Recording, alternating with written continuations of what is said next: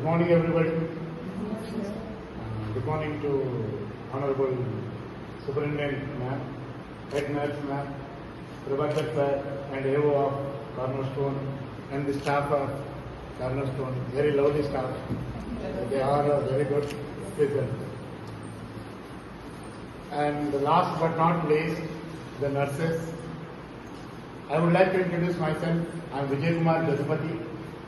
So most of the time my speeches will be in English, but today I don't want to go into the English. చక్కగా తెలుగులోనే మాట్లాడదాం అనుకుంటున్నా.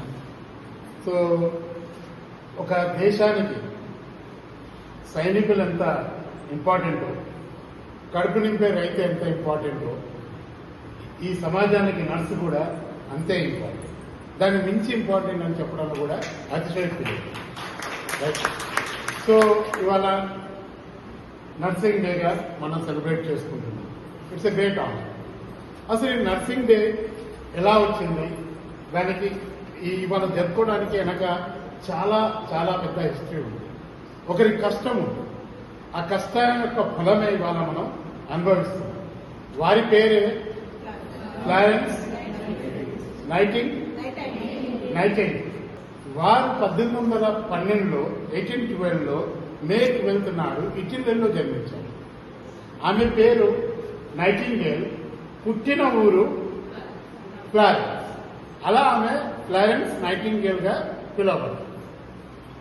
తను చాలా సంపన్న కుటుంబంలో పుట్టింది. అంటే మహారాణిలు ఉండేటటువంటి రాజభోగాలు ఉన్నటువంటి ఒక సంపన్న కుటుంబంలో పుట్టి కూడా తను నర్సు వృత్తిని ఒక ప్యాషన్ గా తీసుకొని నర్సు వృత్తిలోకి రావడం జరిగింది. తనకు కావాలనుకుంటే ఏ వృత్తి అయినా ఎటువంటి దాంట్లో కూడా తను వెళ్ళగలిగేటటువంటి ఒక స్థితి ఆ రోజుల్లో తనకు ఉండేది. కానీ the great passion towards nursing, తన ఆ నర్సింగ్ ఆపర్చునిటీగా తీసుకొని ఆ కెరియర్ని ఎస్టాబ్లిష్ చేసుకొని తన సేవలు ఎలా చేసేదంటే ఒక 2-3 గంటలే తను నిద్రపోయేది, మిగతా గంటలన్నీ కూడా రోగులతో తను సేవలో మునిగి ఉండేది. The lady with the lamp అని పిలువబడ్డారు. The lady with the lamp అంటే ఆ ల్యాంప్ తీసుకొని అర్ధరాత్రులు కూడా దీపం వెలుగులో సోల్జర్స్ కి, ఎక్కువ శాతం తను యుద్ధంలో పాల్పంచుకున్నటువంటి ఒక సోల్జర్స్ ని తను చాలా కాపాడారు. తను సేవ చేసిన దాంట్లో 99% రోగులు బతికి సర్వైవల్ అయ్యడానికి అవకాశం ఎక్కువగా ఉంది. రైట్. ఎంతో కష్టపడి ఇవాళ ఉన్నటువంటి ఒక మోడర్న్ నర్సింగ్ సిస్టమ్ ని తను డెవలప్ చేశారు. యాక్చువల్గా 1975 నుంచి ఈ నర్సింగ్ డే అనేది సెలబ్రేట్ చేయడం జరిగింది. యాక్చువల్గా అయితే 1964 నుంచి జరుపుకుంటున్నారు. కానీ అఫీషియల్ గా 1975లో దీన్ని ఒక ఇంటర్నేషనల్ నర్సింగ్ డేగా పిలవబడింది. అప్పటి నుంచి ఈ నర్సింగ్ తను చేసినటువంటి ఒక సేవలలో నర్సింగ్ అకాడమీ కూడా తను ఎస్టాబ్లిష్ చేసింది. అంటే అప్పట్లో నర్సింగ్ ఒక సిస్టమేటిక్ గా ఒక ట్రైనింగ్ సిస్టమ్ గా లేకుండా ఉండేది. కానీ తన యొక్క ఎఫర్ట్స్ వల్ల nursing academy and the training development system అనేది తను ఎస్టాబ్లిష్ చేయడం జరిగింది. అంటే ఎవరైనా ఏ వృత్తిలోనైనా ఒక ప్యాషన్ తోటి వస్తే మరో మన నైటింగ్ లాగా మనం అందరం కావచ్చు. లోపల ప్యాషన్ ఉంది. నేను ఇంకో విషయం చెప్తా చాలా సింపుల్ గా.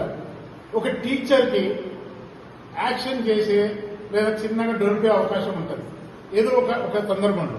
రైట్. ఒక ఎంప్లాయీకి ఏదో ఒక యాక్షన్ చేసి ఏదో ఒక డొలుపుకునే అవకాశం ఎక్కడో కాడ ఉంటుంది. కానీ ఒక నర్సుకి మాత్రం ఏంటంటే ఒక నర్సుకి మాత్రం ఏదో డొలిపే అవకాశమో లేకపోతే యాక్షన్ చేసే అవకాశం అయితే నాకు తెలిసినంత వరకు అయితే ఉండకపోవచ్చు.